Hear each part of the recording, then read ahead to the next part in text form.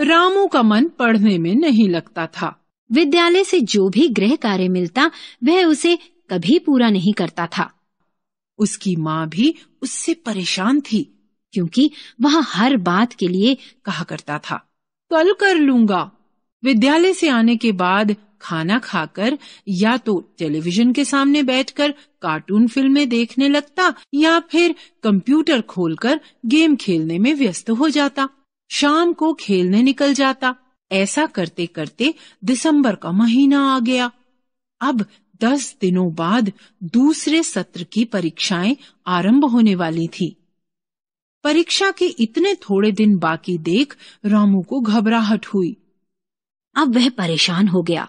उसके पहले सत्र का परिणाम भी अच्छा नहीं रहा था। शाम को नाश्ता करते समय वह सोच रहा था कि अब उसे परिश्रम करना चाहिए। रामू की माँ भी पिछले कुछ दिनों से उसे लगातार पढ़ने के लिए कहती जा रही थी, लेकिन रामू हर बार माँ की बात को अनसुना कर देता था। अब 10 दिनों में वे कैसे परीक्षा की तैयारी कर पाएगा, यह चिंता उसे भी सता रही थी। समय पर परीक्षाएं शुरू हुई। रामू परेशान था, पर उसे परीक्षा तो देनी ही थी। किसी प्रकार उसने परीक्षा दी। उसके बाद परिणाम पत्र मिलने का दिन भी आ पहुंचा। जिसका डर था वही हुआ। रामू सभी विषयों में फेल था। कक्षा में बैठा वह अपनी लापरवाही पर पछता रहा था। उसे पता ही न चला कि कब छुट्टी का घंटा बज गया। तभी उसका मित्र पीयूष वहां आया और बोला, क्या यहीं बैठे रहोगे, घर नहीं जाना क्या? देखो मित्र, इस तरह परिणाम पत्र लेकर बैठे रहने से कुछ नहीं होगा। घर चलो और माँ को सच सच बता दो। रामू भारी मन से उसके साथ घर की ओर चल दिया। माँ ने उसका लटका हुआ चेहरा देखा तो तुरंत समझ गई कि परीक्षा फल क्या रहा होगा।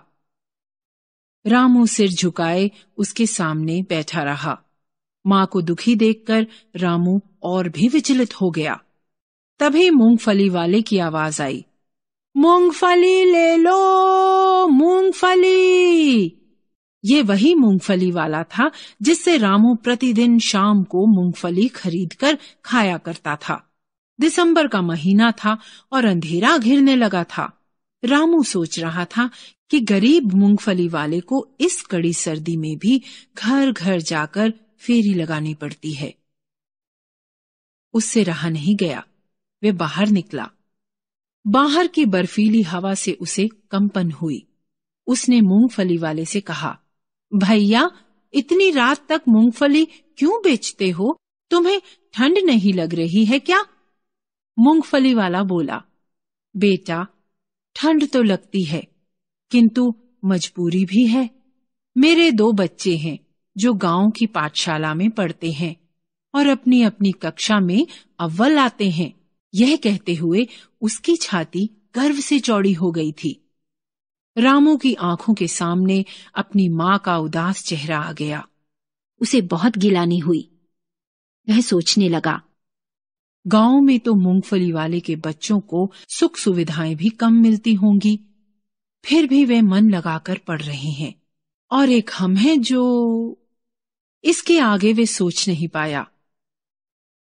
उसके मन में आशा की किरण कौंधी। रामू की आंखें खुल गईं। वह भी अपनी माँ के चेहरे पर गर्व और उत्साह का भाव देखना चाहता था। उसने मन ही मन निश्चय किया कि वह दिन रात एक कर देगा और मन लगाकर पढ़ाई करेगा।